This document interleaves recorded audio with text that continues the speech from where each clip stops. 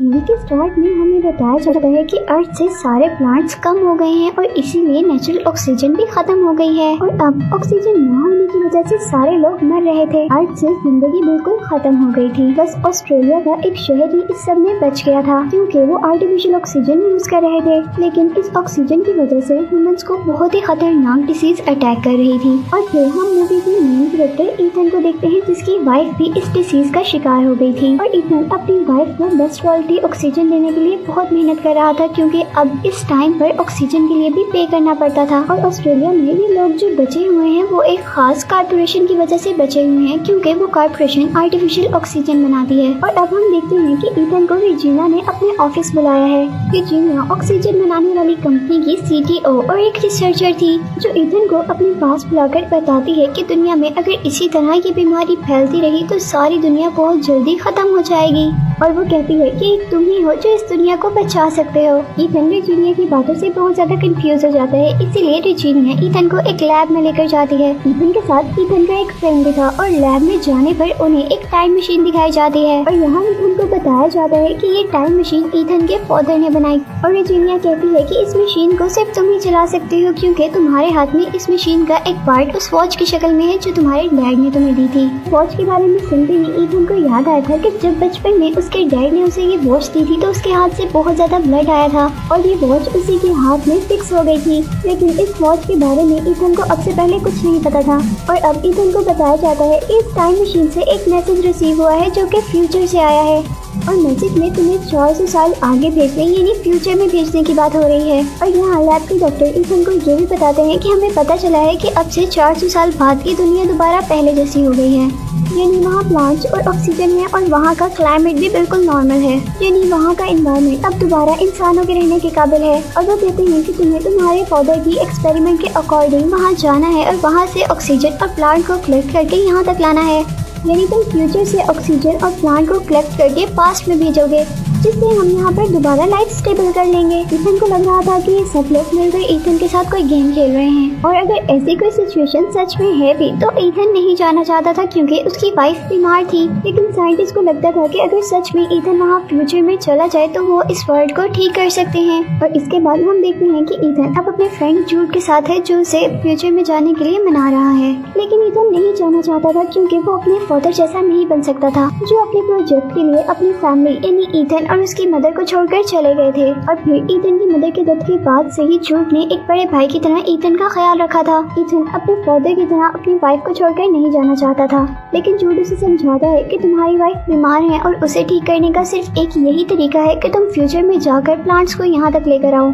जिससे यहाँ का एनवायरनमेंट दोबारा ठीक हो जाएगा और तुम्हारी वाइफ भी ठीक हो जाएगी। और घर जाने पर जब ईथन ये सारी बातें अपनी वाइफ के साथ शेयर करता है तो वो भी उसे फ्यूचर में जाने के लिए इंसिस्ट करती है, हालांकि वो नहीं चाहती थी कि ईथन फ्यूचर में जाए, लेकिन वो अपने बीच सभी लोगों के लिए ये सब करना चाहती थी। अब नेक्स्ट मॉर्निंग बहुत ज्यादा सोचने के बाद ईथन रिजीना के पास जाता है, उसे कहता है कि मैं जाने के लिए तैयार हूँ, लेकिन मेरी एक शर्त है कि अगर आप लोग को क्योर मिल गया तो आप लोग सबसे पहले मेरी वाइफ को ठीक करोगे। और अब ये बात रिजीना मान जाती है और इसके बाद ईथन के फ्यूचर में जाने की तैयारी होना शुरू हो जाती है, जहाँ लैब में ईथन को एक सूट दिया जाता है जो उसे मशीन में जाने से पहले पहनना था।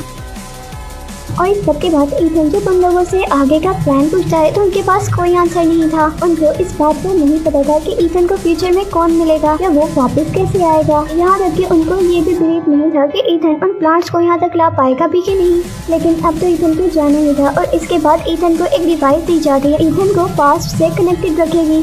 फाइनली ईथन को मशीन में बिठा दिया जाता है और वो लोग टाइम सेट करके मशीन को ऑन कर देते हैं। यहाँ लैब में तो मशीन के चलने के बाद रेडियो वेव्स का एक ब्लास्ट होता है, जबकि मशीन के अंदर ईथन बहुत तेजी से मूव कर रहा था और आखिर वो आसमान से होता हुआ अब एक अननोन जंगल में आकर गिर जाता है। हवा में बहुत तेजी से मूव करने की वजह से ईथन के सूट को आग लग जाती है जिसे वो जल्दी से नीचे आकर उतार देता है। और इस सब के बाद अब वो अपने इर्द गिर्द देखता है जहाँ ये दुनिया दोबारा पहले जैसी हो गई थी। ईथन अब नेचुरल ब्यूटी और ऑक्सीजन को एंजॉय ट्राई कर रहा था और थोड़ा आगे जाने पर उसे एक स्केलेटन नजर आता है जिसके हेड पर बुलेट का निशान था। और जब वो उस स्केलेटन के ड्रेस पर नेम पड़ता है तो बहुत ही ज्यादा परेशान हो जाता है क्योंकि वो उसी का स्केलेटन था। और फिर ईथन को वहाँ से वो डिवाइस भी मिलती है जैसी डिवाइस साइंटिस्ट ने उसे दी थी। ये सब देखकर ईथन बहुत ज्यादा डर गया था और उसे कुछ समझ नहीं आ रहा था। यहाँ उस स्केलेटन के हाथ में भी बिल्कुल सेम ईथन जैसी ही वॉच थी, लेकिन फर्क सिर्फ लाइट का था। स्केलेटन की वॉच में ग्रीन लाइट थी लेकिन ईथन की वॉच में रेड लाइट थी जैसे उसने बचपन से देखी थी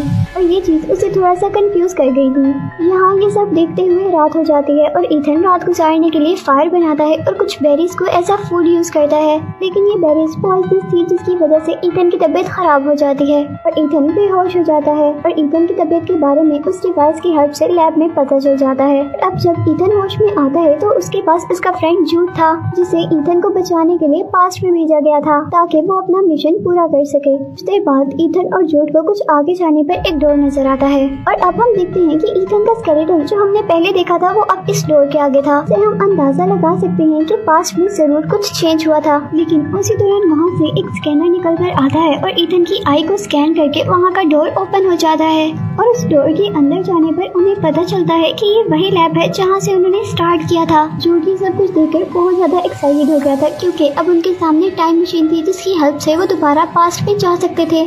लेकिन उनको टाइम मशीन के ऊपर एक टाइमर मिलता है जिससे उनको पता चल जाता है कि ये लैब डीएक्टिवेट होने के 4 घंटे बाद खत्म हो जाएगी और इस सिस्टम को इसलिए डिजाइन किया गया था ताकि कोई इस सिस्टम का गलत फायदा ना उठा सके।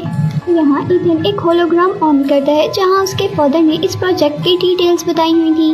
अब उन्हें जल्दी जल्दी अपना काम करना था, यानी ऑक्सीजन और प्लांट्स को कलेक्ट करके वापस जाना था। लेकिन जब वो देखते हैं कि ऑक्सीजन कलेक्टर यानी वो मशीन जो ऑक्सीजन को कलेक्ट करेगी वो खराब है तो वो लोग बहुत ज्यादा परेशान हो जाते हैं। अब उन्हें इस मशीन को 4 घंटों के अंदर अंदर ठीक करके वापस जाना था और अब उनके पास टाइम बहुत ज्यादा कम था। और यहाँ से बाहर जाने पर उन्हें पूरी सिटी प्लांट से कवर मिलती है और जगह जगह ह्यूमन स्केलेटन मिलते हैं जिससे उनको पता चला था कि ह्यूमंस के यहाँ से एक्सटिंक्ट होने के बाद यानी खत्म होने के बाद ही ये सारी सिटी प्लांट्स में चेंज हुई थी, यानी इंसानों के जाने के बाद ही इस दुनिया का एनवायरनमेंट ठीक हुआ था। अब यहाँ ईथन फ्यूचर में अपने घर जाता है और अपने वाइफ के स्केलेटन को देखकर बहुत ज्यादा इमोशनल हो जाता है और फिर ईथन को जो फ्यूचर डिवाइस मिली थी उसकी रिकॉर्डिंग ऑन करता है और उसे पता चलता है कि जूड ही उसे शूट करेगा। ये रिकॉर्डिंग जूड भी सुन लेता है और सच में उसे शूट करने के लिए गन निकालता है, लेकिन ईथन किसी तरह जूड को रोक लेता है और डिसाइड करता है कि वो मरने से पहले अपनी मशीन को ठीक करेगा।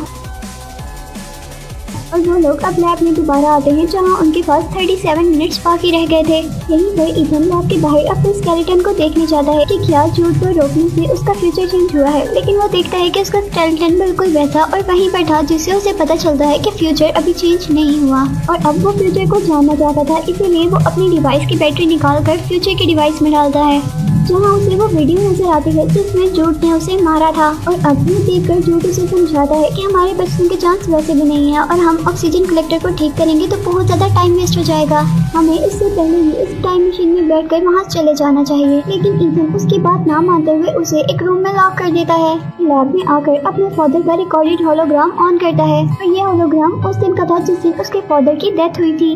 और उस होलोग्राम में ईथन देखता है कि उसके फादर अपनी बनाई गई टाइम मशीन और दूसरी इन्वेंशन से मैनकाइंड को प्रोटेक्ट करना चाहते थे, लेकिन रेजिना उस मशीन को अपने काम के लिए यूज करना चाहती थी। क्योंकि रेजिना अपने मकसद में कामयाब ना हो जाए इसीलिए ईथन के डैड मशीन को ईथन के डीएनए से कनेक्ट कर देते हैं। इसी वजह से वो वॉच पहनने पर ईथन के हाथ से ब्लड आया था। लेकिन रेजिना हार मानने वालों में से नहीं थी, इसीलिए उसने जूड के साथ मिलकर ईथन के पेरेंट्स को मार दिया ताकि वो फ्यूचर में ईथन को अपने मकसद के लिए यूज कर सके। और ईथन ये सब देखकर बहुत ही ज्यादा डिस्टर्ब हो गया था कि जिसको उसने अपना भाई माना था उसी ने उसके पेरेंट्स को मारा था। यहाँ ईथन पर ये भी रिवील हो गया था कि वो इतने सालों से अपने फादर को गलत समझ रहा था, वो भी सिर्फ जूड के कहने पर। और अब ईथन रेजिना को अपने मकसद में कामयाब होने नहीं देना चाहता था, इसीलिए वो टाइम मशीन को डिस्ट्रॉय करने वाला था। लेकिन तभी जूड आकर उसे रोक देता है और जूड उसे बताता है कि रेजिना ने मुझे इसलिए भेजा है कि जब ईथन वो डिफेक्ट ठीक कर रहा हो तो मैं ईथन को मार दूं। लेकिन जूड भी ईथन को अपने भाई की तरह ही समझता था, इसीलिए वो ईथन को मारने से पहले ही अपने आप को शूट कर देता है। और अब वो अपने फादर का मकसद पूरा करने के लिए काम कर रहा था।